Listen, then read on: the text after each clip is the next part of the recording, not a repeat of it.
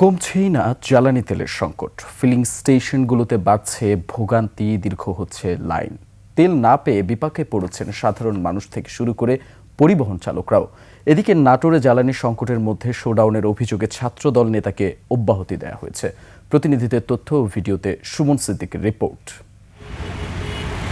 চট্টগ্রামের মিরসরাই সহ বিভিন্ন এলাকায় জ্বালানি তেলের জন্য ফিলিং স্টেশনগুলোতে গাড়ির দীর্ঘ লাইন। অনেক পাম্পে পেট্রোল, অকটেন ও ডিজেল সহ সরবরাহ একেবারেই সীমিত। কোথাও কোথাও বন্ধ রয়েছে বিক্রি।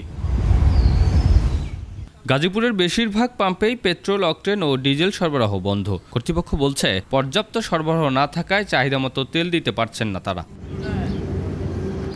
রাজবাড়ীতেও একই চিত্র। পাম্পগুলোতে দীর্ঘ সারি, ঘন্টার পর ঘন্টা অপেক্ষার পরও তেল না পেয়ে ক্ষোভ প্রকাশ করছেন চালকরা। চুয়াডাঙ্গায় ফিলিং স্টেশনে তেল নেওয়ার সময় বিশৃঙ্খলার দায়ে একজনকে 1 মাসের কারাদণ্ড দিয়েছে ভ্রাম্যমাণ আদালত। এদিকে নাটোরের গুরুদাসপুরে প্রায় অর্ধশত গাড়ি নিয়ে শোডাউন করার অভিযোগে ছাত্রদল নেতাকে অব্যাহতি দিয়েছে জাতীয়বাদী ছাত্রদলের কেন্দ্রীয় সংসদ।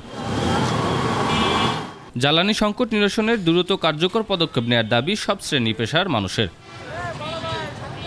সুমন সিদ্দিকী বাবু, 21 টেলিভিশন।